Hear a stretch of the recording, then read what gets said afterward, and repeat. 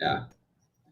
All right, we'll let people trickle in here to studio. Thomas is not hitting lefty, by the way. He's got the camera flipped around a little bit via laptop.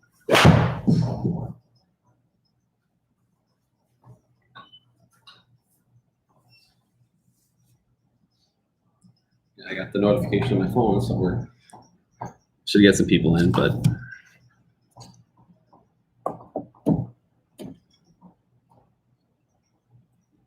I love this backwards camera. Look at Thomas's backwards swing. That there was flushed. All right, for those joining, Thomas and I are just going to spend some time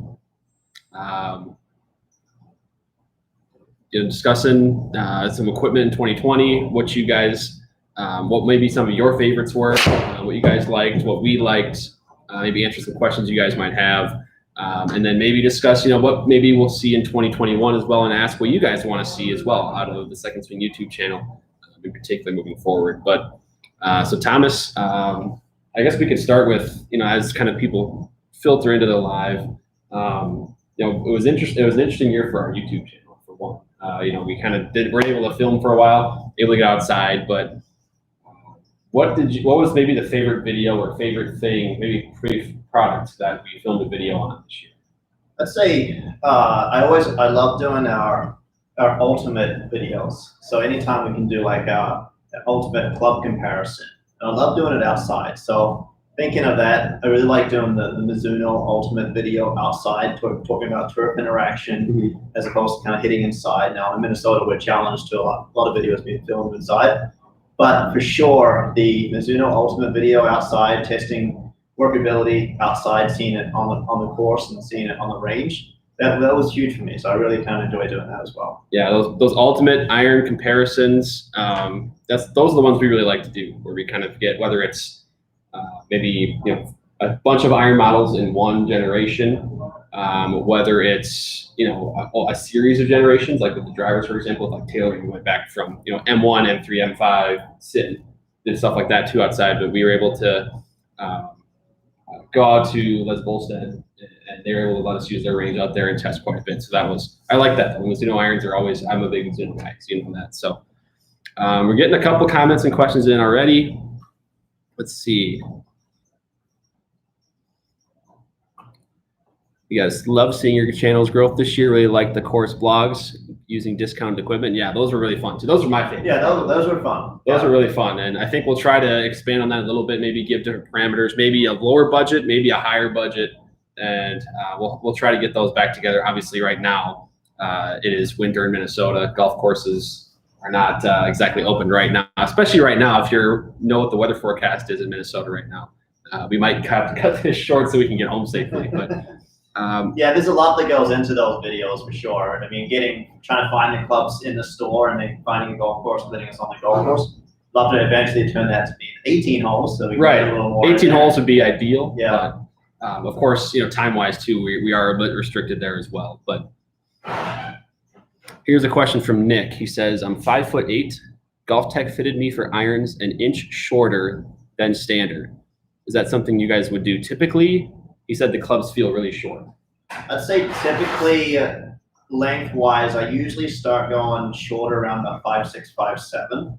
1 inch shorter, that is definitely quite a bit shorter. Now, it could be to do with his swing tendency. So it could be to do with his wrist to floor, if his hand closer to the ground, or kind of where he's catching on the club face. So going a little bit shorter may have actually started to help him get in the middle of the club face, as opposed to hitting it off the toe or on the heel. So it's really hard to know without seeing his swing fitting, etc. But going 1 inch shorter with irons, that's a little surprising. Yeah. Going 1 inch shorter with the driver, absolutely, you do it all the time. Right. So I think what Thomas is saying is if it's purely about length and your height, that's a phone. Sorry. If it's purely about your height, it's probably not the right thing to do. Probably you're saying it should have been about the swing tendencies. So if GolfTec fitted you based on swing tendencies, and where you're maybe catching on the club face, then the length could be adjusted that much. But I would assume a whole inch short probably does feel a little different for someone if they're not used to it. 1 inch, that's pretty short with irons. Yeah, it's quite a lot shorter, but it definitely comes down to where you catch it on the club face. I mean, if he was getting more ball speed with the shorter club, then it makes sense. Mm-hmm. Yeah. Yeah, we're getting more coming in here. Bill says looking to get fitted after the first of the year for a driver and irons. Better to do 2 sessions or 1 long session? That's a really good question. I'd say it's really kind of player dependent. We do offer the luxury of coming in for a second fitting, but if you think you're up for the challenge on doing a whole fitting, the fitting can go for 2 to 3 hours in length. It really comes down to the player's endurance level for sure. Ideally, we'd love to try and get it all done at once, but we do offer follow-up fittings as well, second swing. So that's important there to kind of keep in mind is maybe we don't have really nice. Maybe we don't have to do it all at once. So we've got the option to do if we want to do it all at once. I'd say we're going to get it pretty accurate based on even if you're starting in a little bit tired because we already know swing tendencies as we're kind of going through. Just to give you an idea on our club fittings at second swing, what we do is we start with the irons first. So we do irons, okay. Then we switch to driver, do the driver after that.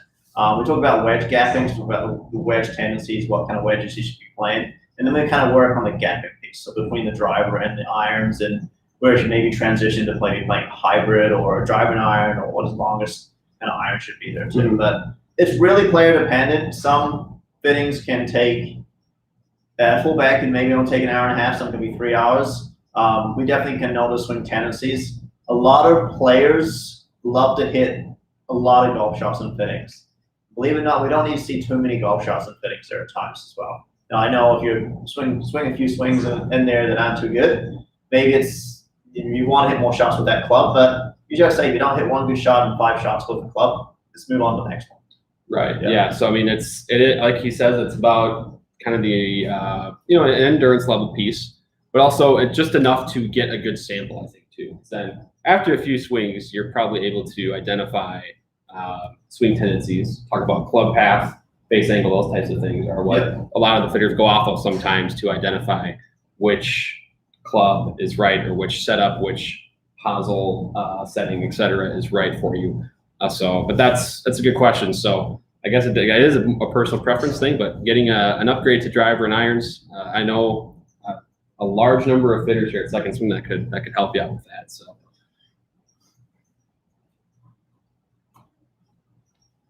Jay is asking, what do you guys think the most recommended iron for beginners in general? So an iron set may be set for beginners. And I mean, I know there's a wide range of answers here because played based on budget, you could go with a complete set. We have a pretty good selection of in all of our stores. Yeah. Talk about the Tour Edge sets, the Strata sets for Callaway. So there are those options, and all of those complete sets are built with forgiveness, kind of a cavity in the irons. The high launch capabilities are all in there for those. But in terms of maybe strictly an iron set from, like a large name manufacturer, maybe not game improvement, super game improvement iron, if you're looking to maybe spend a lot on a new set, names that come to mind are kind of those T300, T400 from Titleist, something like that.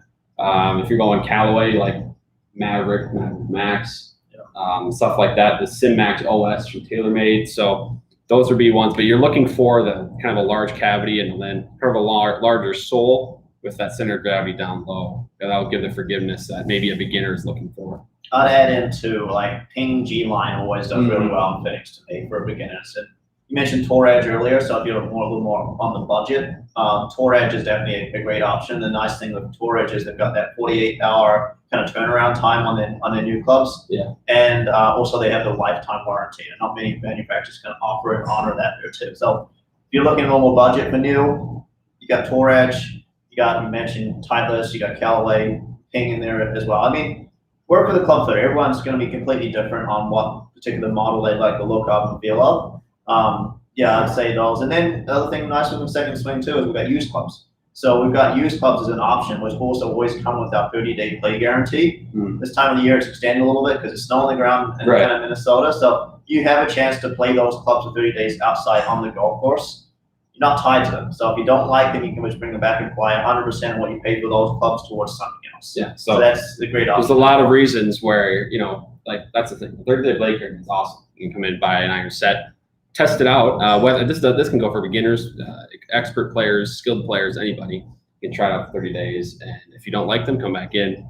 All that credit can apply to a new set. Maybe that's more fit for your game. But yeah, like I Ping G Line is also a really good option that you mentioned there, Thomas. See more comments coming in. Steven says he likes the channel. Been watching for several months. Looking forward to his custom fitting in the Delaware location. Yep, Wilmington will be. It's a great place to go. I would recommend a fitting there. Know those guys, and they're really good at what they do. So that you'll have a really good experience there, Steven. I'm gonna add in here now. Those guys that like the channel, make sure you subscribe. We're definitely putting a big push to try and get people to subscribe to our channel. Make sure you subscribe because we've got plenty of great content coming forward here in 2021. We've got quite the plan put forward on videos. So make sure you subscribe to our channel if you haven't done so already. We also have a nice little promo going on right now too with the super speed. If you've seen some of the super speed stuff I've been working on the last 3 or 4 weeks, right now we're giving away a free super speed set essentially by December 31st. So all you got to do is our latest super speed videos. You've got to comment on that video and make sure you subscribe. So good stuff. Yeah. Speaking of super speed, right off the bat, that's really kind of impressed me so far. Yeah, I know. I don't know if you guys have been following. We got a couple other questions we'll get to. We'll touch on those before we get to the super speed thing here. But you'd be gaining pump speed on that super speed really quickly. But let's see. Just wanted to touch on these questions we're getting. I want to get to these before they are running out of time and they're off the screen. Let's see. On the TaylorMade irons, have you seen anyone combo P7 MCs with the P770s? Yes. This is Kurt. He's suggesting that. So Yep. It's actually it's kind of popular there too. Just keep in mind with the gapping for where you do make that change around. Because 770s, they still do go kind of fairly far. So, for example, if you maybe combo between 6 and 7 iron, that 7 iron with the 770 may all of a sudden go 18, 20 yards further than the 6 iron with the P7 MC. So make sure you work on loft gapping with those as well. Yeah, the gapping is always important with any combo set, but I think especially with like P770, it's built like the P790, so that's one thing to keep in mind. Keep in mind there that's a distance iron built in kind of the player's package. Let's see. At second swing, what fitting option can you do to maybe change out shafts? How's that process go? What would you recommend there? If you're looking at like new golf shafts, we still have a tour. So a second swing tour fitting essentially. Okay. So coming in working with master fitters. So that's important there too. We also have our kind of in-flight fittings for used golf shafts. So if you're looking for just like a shaft swap or maybe a used shaft that's maybe under $100, then the in-flight is kind of a good option there too. But our tour band fitting, driver fitting, iron fitting. So it's the same thing as it would be with golf clubs, kind of like the shaft as well. So so schedule the tour band fitting. Definitely kind of come in and we'll help you out with the golf shaft there too. Nick is asking, how should I know when he says when I'm good enough to switch from sim irons to something like a P790? He's maybe thinking kind of game improvement to player's distance.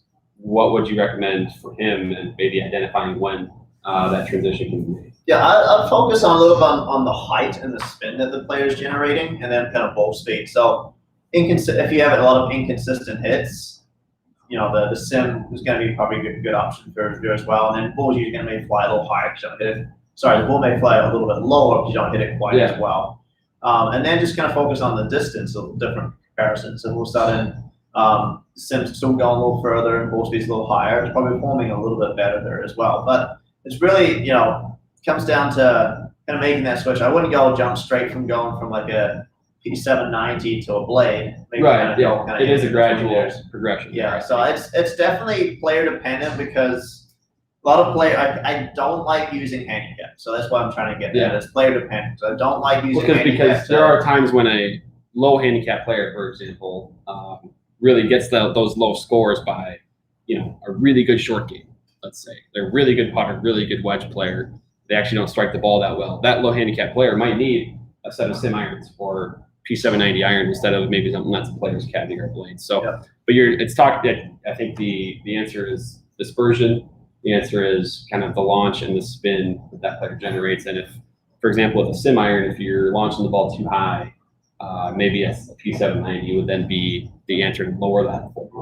And there's some players even if they should be fit into a game from an iron, they need something that's going to spin a little bit more for them as well to give them stopping power if they don't pull high enough. So once again, kind of important to kind of discuss that with the fitter about comparing those irons. Yep, exactly. Got a question about putter fitting, a blade or a mallet? Big selection. How do we decide on models? So you can look at, if you've seen any of the videos on our channel from Larry Bobka, that guy knows more about putters than any of us know about anything on the planet. So you can check out any of those videos for the answer there. But I think the short answer is, a lot of it is with putters. It's kind of player dependent what they prefer to look at a dress. But in short, mallets have higher MOI, so they will not twist as much when mishit. And because of that, they'll be more stable and most of the time better for players that maybe miss the center of the club face on putts. But of course, the blade is kind of the more traditional look. And of course, it all depends on your arc as well. So I would add in the arc piece, toe hang. Yeah. Typically, your mallets are going to have not much toe hang on them, where your blades are going to have a lot of toe hang. So a lot of it's dependent on the player's stroke type. So if you have a stronger arc might fit into that blade. Straight back, straight through is kind of mallet. At the end of the day, it's definitely player preference. But if I was going to make a comparison, you would notice most players these days start leaning towards those mallets because you mentioned off center hits, the MOI. So those mallets, high forgiving clubs, they don't have much twisting when you catch it on the toe or the heel of the club. So we want to get that ball to roll straight. Sure, try the mallet out. Yeah, trying to get to all these questions that are coming in. Roderick says, I am a 12 handicap playing Ping G410 irons. Can I go to single digits with these irons, or should I go for a player's iron? Right now he has G410. He's a 12 handicap. Is that can help him maybe lower his handicap to like 8, 9, something like that, or should he go to something in the players category or something closer to that? Yeah, like I said, I don't like to fit by handicap, but I will say it comes down to, if you notice your dispersion pattern changing up a lot. When I do notice a lot with, like, for example, Ping G, then maybe making that switch to like an eye line, is your consistency level is going to maybe change up a little bit because the club's not going to be kind of as forgiving. So those Ping G irons have probably got him to help get his handicap down a little bit, but it's more kind of paying attention to the height, pay attention to the spin and the consistency between those irons. One thing too would be if he's maybe ever trying to work the ball with irons, because he might be that caliber of iron player that if he's trying to hit a fade or maybe hit a knockdown into a green, a more compact player's iron will allow him to do that more than the G410. So that might be another consideration. If you're just trying to hit the ball at the green and you want the most forgiveness you can get, you'll probably prefer the G410 over something else. But Rob Matthews says, struggling to know if I should be swinging extra stiff iron shafts or a heavier stiff shaft. Any advice there?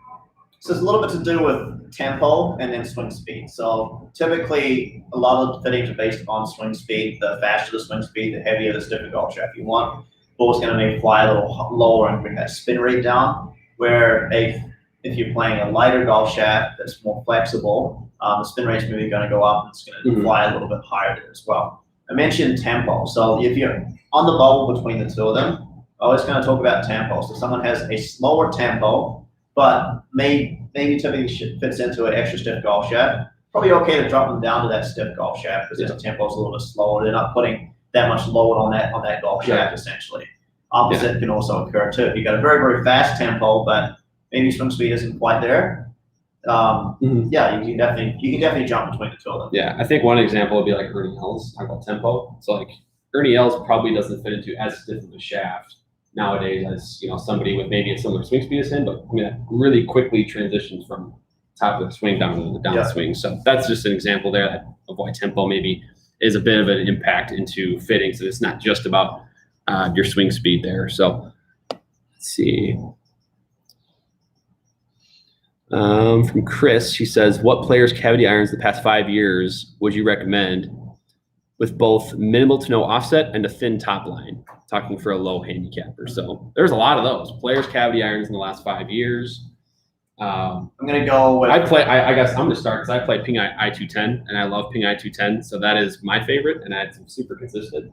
I don't know if you have another model in mind. Yeah, I mean, Ping I210 for sure. Spin consistency is exceptionally good. They're very, very perform really well. I'm gonna throw in like the Titleist, AP2 and your T100 line. Their offset's pretty kind of minimal there. Looking at those, they're good cavity back iron that I was gonna see. And they made a good switch from AP2 to the T line. Yeah, I would say Ping I210. If you're really looking for the minimal to no offset, and that's maybe not the smallest like sole or top line. There's a little bit of offset on the 210s. But you talk about the Titleist AP2, T100, and then you can move in if you're getting something brand new, like the P7MC. I thought was pretty compact and sleek. So, but yeah, there's a lot of options out there. I just like the Ping ones because that's what I play. But that's obviously a biased opinion there. So yeah, they're very good with regards to spin consistency. I mean, those Ping I210s, if I've got a kind of low to mid handicap player that really wants to keep that spin consistency good, that carry distance consistently good, dispersion east to west, they perform really well. Yeah. And there's a reason why they haven't come out with anything new in the last 3 years, because they don't need to. Mm-hmm. So, right. We got Fred Flintstone's asking or saying seeing clubs tested with a normal swing speed is very useful. He'd like to see that more. Right?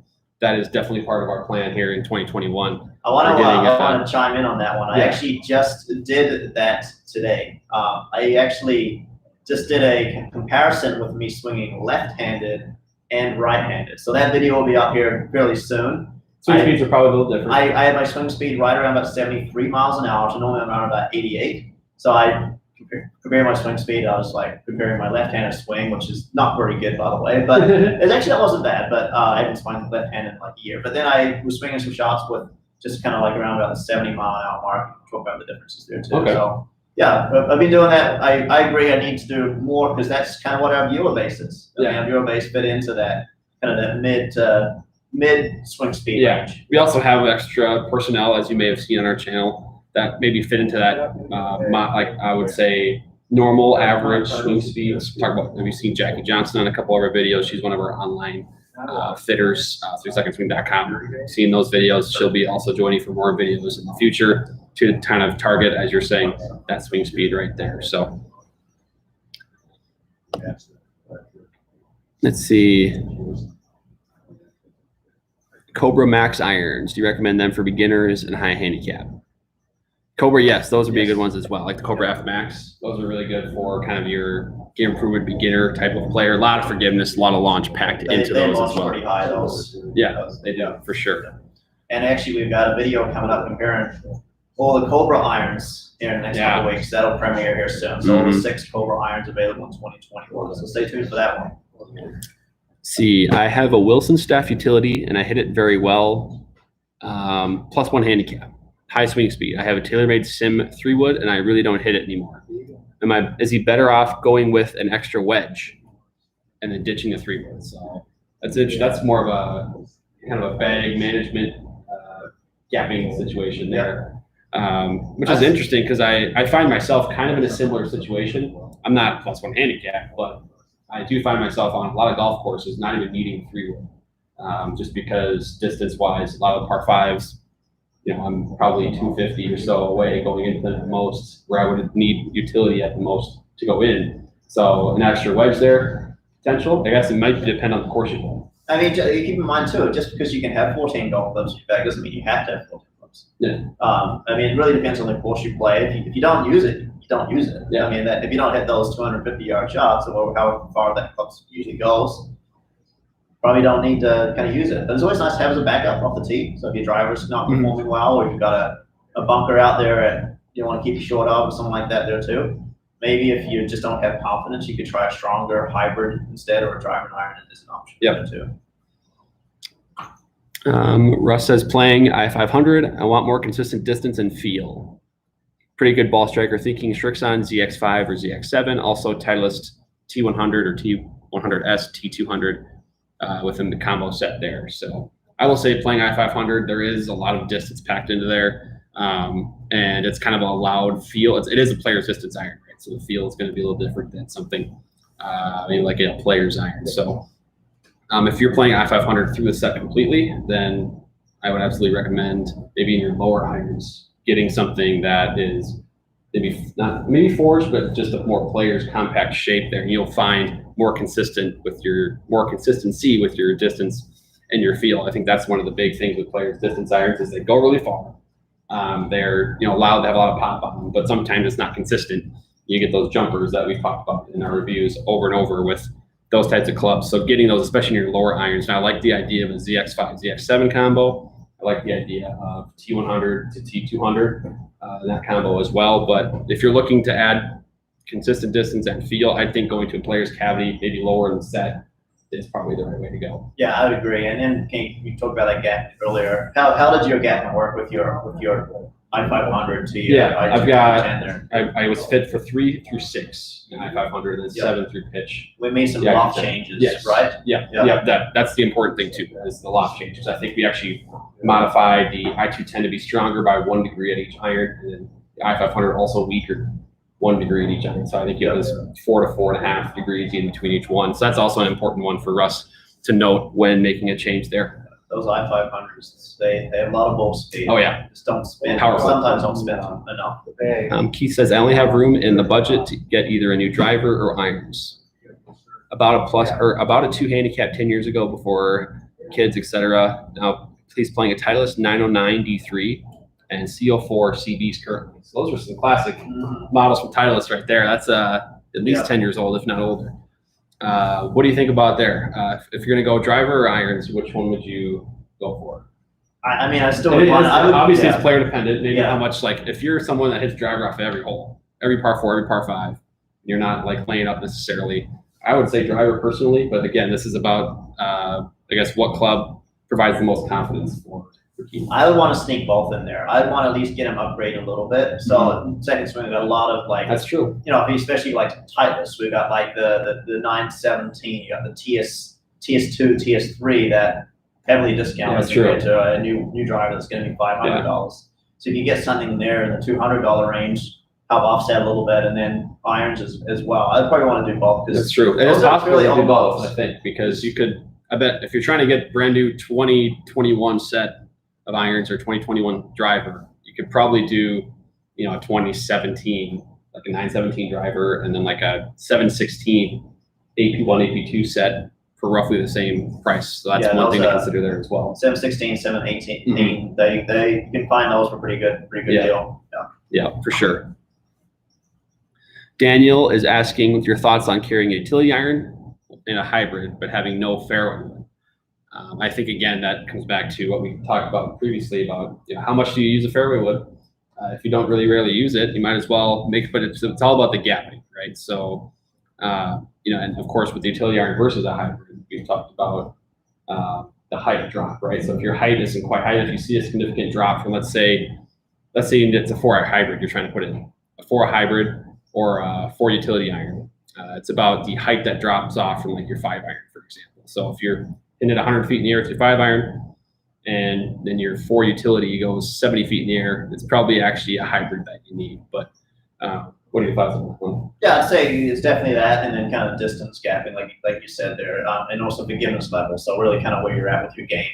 Usually hybrids can be more forgiving, fly a little higher, more high on those clubs versus a utility iron that's gonna be a little less forgiving, but it's going to be lower penetrating ball flight, more of an anti-left club. So it really depends on what you're trying to get out of the club into. But you can definitely replace a stronger hybrid or a stronger driving iron instead of playing the fairway wood.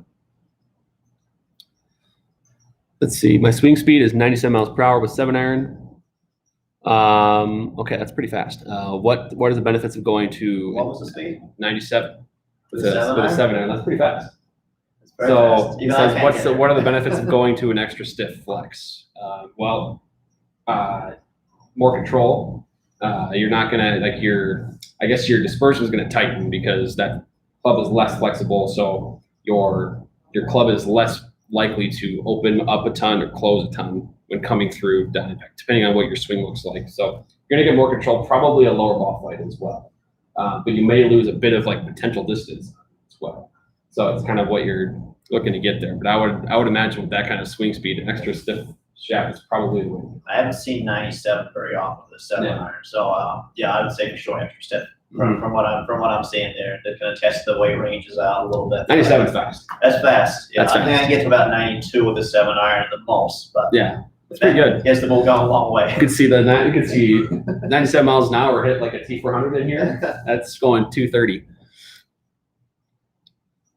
Let's see. Christy's asking, what's the best ball to use with any club? That is a loaded question because that, I mean, as we got videos on our channel about golf ball differences, but it's going to be about the type of player that you are and the type of feel that you like.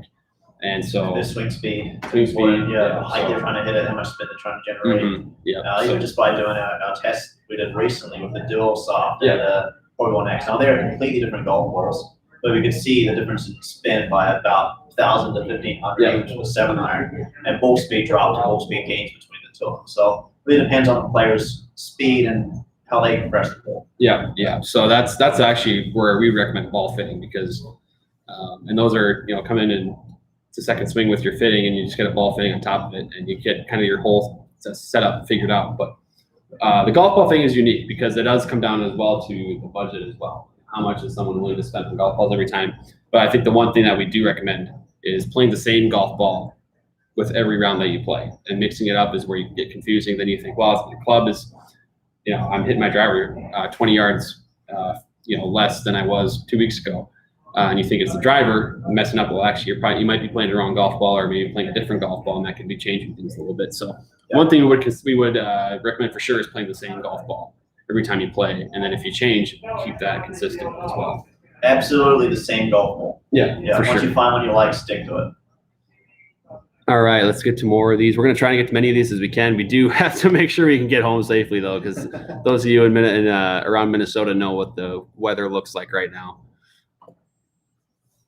All right, here's the question. I played around with my dad's old clubs and really enjoyed the feel I was getting with the old shaft in his driver. Which newer graphite design shaft would you say would compare to the YSQ?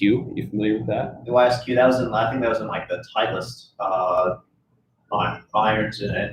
Yeah, that was like Is that really old school? 975. Yeah, pretty old school stuff. Yeah. Is there anything out there now that you know compares to that? The golf shafts have changed so much, but yeah. I mean, talking kind of graphite design, I know graphite design pretty well. I've played a lot of their different golf shafts there too. So what I've kind of noticed, I'd say maybe like your DI might be pretty close. Okay. That one's going to maybe launch a little bit higher. Your XC is the new one out. That one's going to be a little bit lower spin, but launch really high XC and extra carry.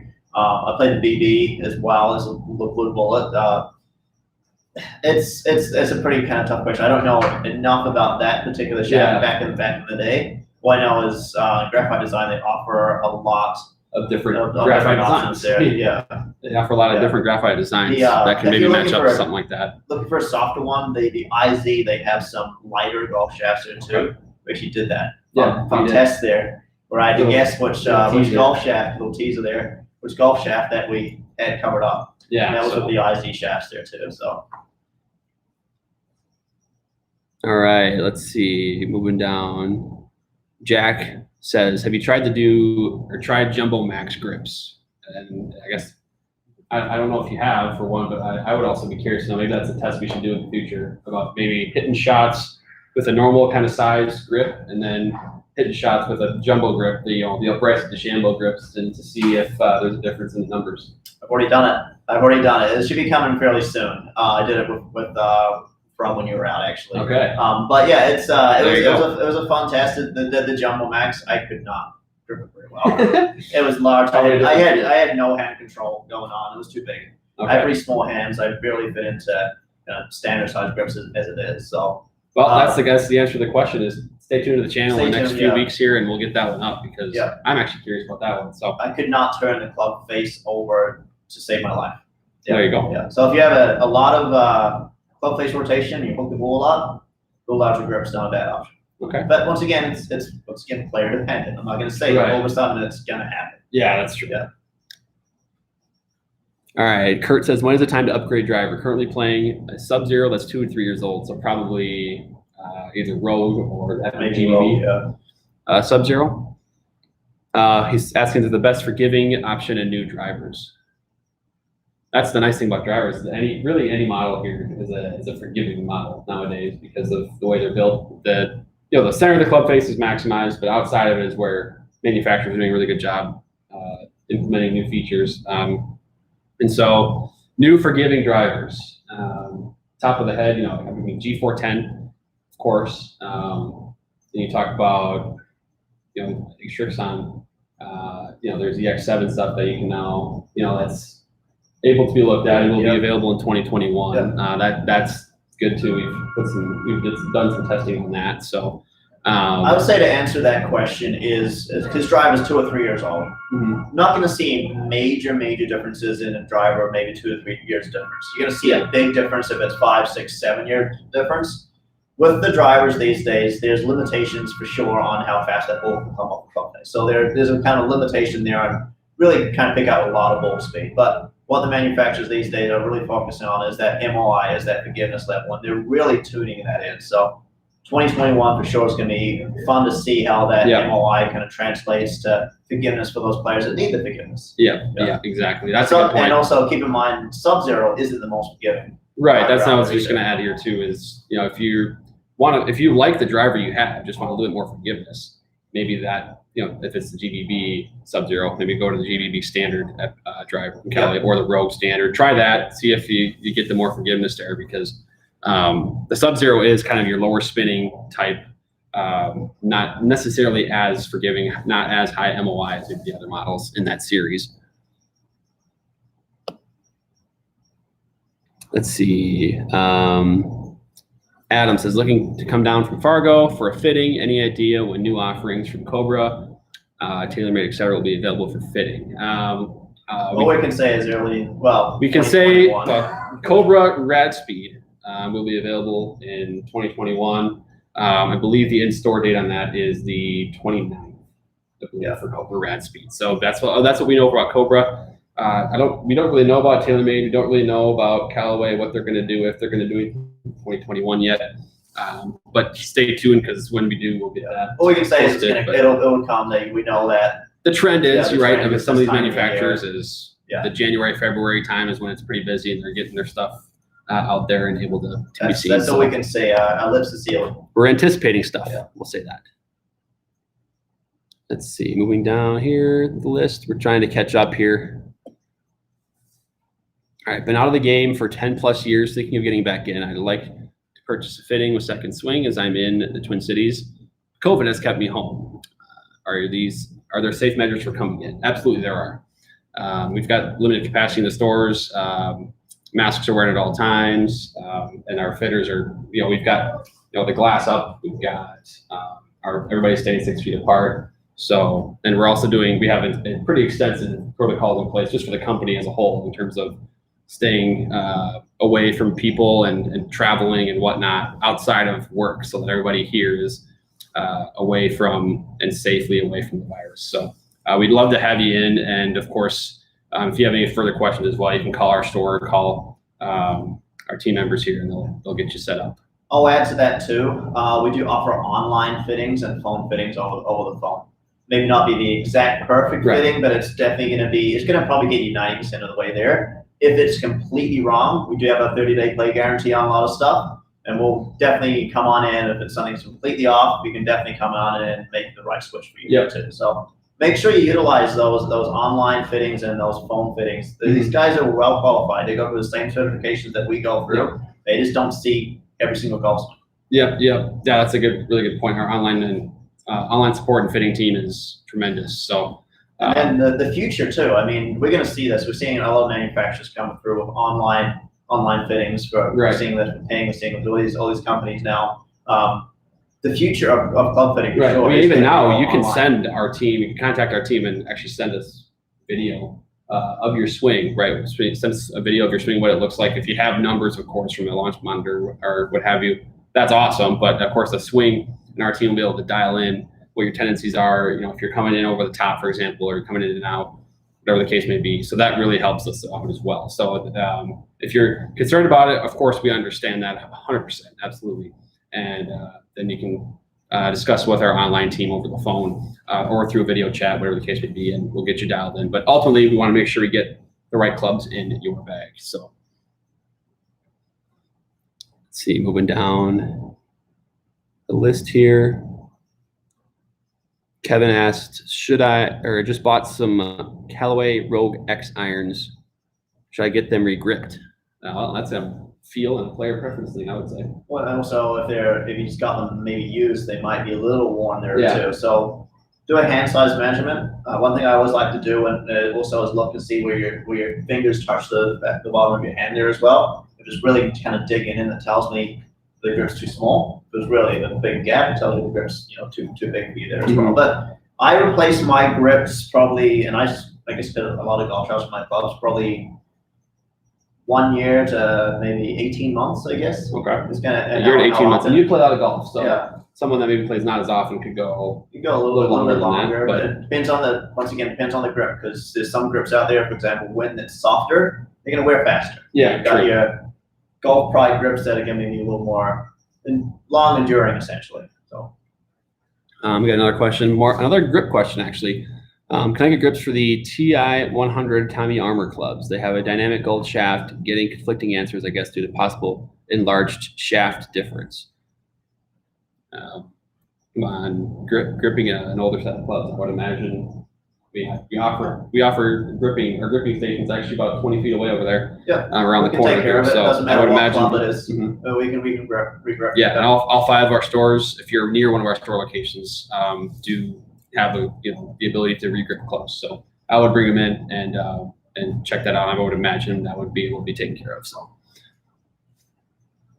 right, Landon, what would be a good set of irons for a 12 handicap that likes a more narrow sole? So we've gotten that already today a few times, but people ask about their handicap and irons, and I'll repeat kind of what Thomas has said. It's not all about handicap. It's about the type of the player you are. If you thrive on your iron game, your long game, you hit the ball really solid, maybe struggle around the greens, which is kind of where I am in my game, then you might be more fit for a player's type of iron. But if you're getting to the 12 handicap by really good putter, really good short game, chipping game, and you do need that forgiveness, then you might be needing a game improvement type iron. But as you say here, a narrow sole. So maybe I'm kind of thinking, generally, I think if we were to group things generally, I'd say a 12 handicap would be sort of player's distance, maybe game improvement. Kind of right in the middle there. So if there's a narrow sole out there in that category, is there anything that comes to mind? I personally, I-500's got a pretty I was going to say, I-500 is the one that I play in my longer irons in my set, as my combo set. It's actually a pretty narrow sole, but there's some forgiveness packed in there as well. So that's one that Ping I-500 is the one that I'll add in new that just kind of came out recently, Strixon, especially if you have a little steeper attack angle with the VT sole. It's a little narrower, but it's got, if you have a steeper attack angle, it's going to help keep that spin rate down and get that turf interaction through. Slightly ZX5. ZX5.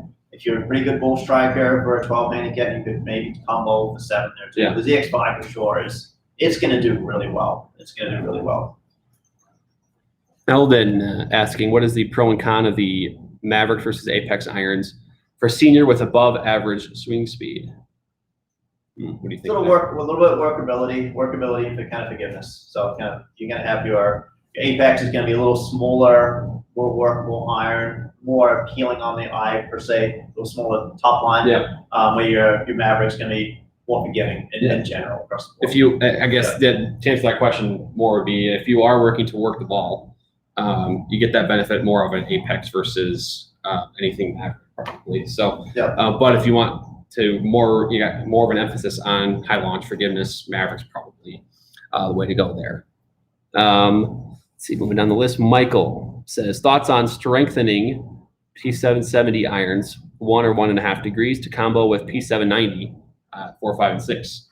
My first thought is yes, because they are built the exact same way. There's just one that's more compact with different lofts, but those lofts are very different, so it would require some tweaking. I think both sides maybe make that work, but in terms of blending the performance together, I think that works beautiful. Yeah, P770, the loft's 33 degrees loft on the 7 iron, and I think it's like 30 and a half on the P790. So you definitely would want to, you know, blend that per se, but you definitely could do it. They look pretty similar looking down, honestly. There's just 790 is just a little bit larger, got a little bit more juice, a little more package in there. 770 blends pretty nicely in there. All right. Sean is asking, I was fit into a Diamana. I've never figured out how to pronounce that. 70TX for driver. What other shafts? Diamana, there you go. That sounds more like it. 70TX for driver. What other shafts would be similar to that? 70TX, so that's a pretty low torque, very, very stiff, stable golf shaft. So there's, I would say your Ventus, maybe like Ventus Black. If you go Ventus Black 7X along those lines, but it's a pretty low spinner, very, very stable golf shaft. So kind of top of the end right there. Yep. And then David's asking, what are the characteristics of the Ping Tour driver shaft, which is what I play? So what would you answer there for Ping Tour, like the Tour 65, 75X? Well, there's a 65 and a 70, 75, so you got different kind of, weight range per se. It's kind of mid to low spin, mid to low launch, essentially. So it's been a staple tour shaft for a long time for Ping there too. Then stuck with it for a while there too. So yeah, I would say it's towards the lower end with regards to torque, especially the heavier 75. 65's got a little bit more give to it, but yeah. You said you've played it, right? Yeah. It's actually, it has been in my driver before. So, all right, we're going to sort of probably try to wrap this up a little bit, given time-wise, given we want to get a couple of messages across as well. We have a lot of questions. We appreciate people sending them in and engaging with our channel as well. We got the last one here we'll take from Robert. Playing Rogue irons now, but after being coached, my swing is much better, and I'm thinking of maybe going with a player's distance iron for the shorter irons. Any recommendations for brand or model to maybe transition? I think we're talking about kind of, if it was Callaway again, let's say like Apex would be kind of a good transition from playing with Rogue irons. You kind of your player's distance irons. So kind of make that transition from your full game improvement to player's distance. So you got Apex, you got T200, got P790 would be a good one in there. I500, something that's not going to be a dramatic change, but also something not going to lose a whole bunch of distance there too. Those hollow body irons are going to keep his distance consistency out there for him and give him a little bit of forgiveness. And we don't want to jump all the way to blades. So right, yeah, that's the thing. If you're getting a better swing, that's great, and then kind of transitioning slowly as you get better to an iron that fits your game. I think the start of that would be player's distance irons maybe as part of your set here with Rogue. Okay, we got one more that came in. We should probably I should cut this off at some point, but I can't turn this one down. Any recommendations on a lower launching iron shaft than the Modus 120 stiff, but a similar feel? Similar feel. So we're down 120. I think the weight of the 120 is like high 110 or about 118. Around 120, lower launch. I'd probably think maybe Project X shaft possibly. Okay. Project X. You're going a little bit heavier. You got your True Temper, kind of your S300. That's going to weigh around 126, 130 grams. Your Project X would be just a little bit more stable shaft across the board. The LZ is going to have a little softer kind of midsection, kind of like the 120 there. It really kind of depends on kind of like the weight difference there, but I would say, that C taper might be one that's got a little lower torque or it's going to get a little more, maybe like KBS C taper. Okay. Would be a good one there too, around the 120 gram range. All right. I think we're going to end it there just because I think Thomas and I want to make sure that we get home safely. But we are going to try and experiment more with YouTube Live moving forward here in 2021.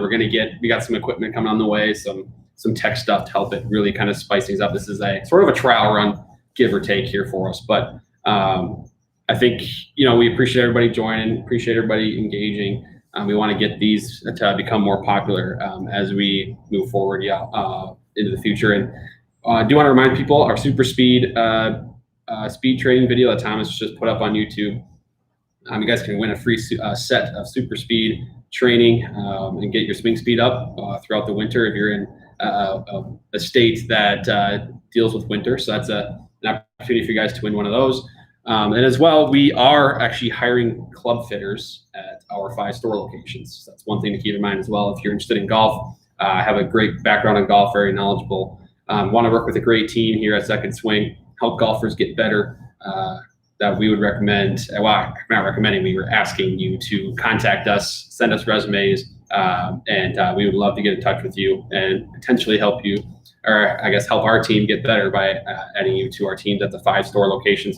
And those are in 2 in the Twin Cities. We've got one in Scottsdale, we've got one in Wilmington, Delaware, we've got one in Columbia, Maryland. So last thing, I mean, otherwise, again, I just want to say thanks to everybody for joining and interacting with our channel. We got 13,000 subscribers, I believe, this morning or last night. So, but stay tuned for more live stuff. We're going to try and keep moving with this stuff moving forward here. And I think in 2021 should be a really fun time. Yeah, say thanks. Yeah, say thanks everyone. Have a safe Christmas and New Year's time. Stay safe. Thanks for subscribing to our channel and following us. We got other stuff kind of coming your way here in the future, and we're excited to bring it to you. So we really appreciate your support. Thanks for joining us.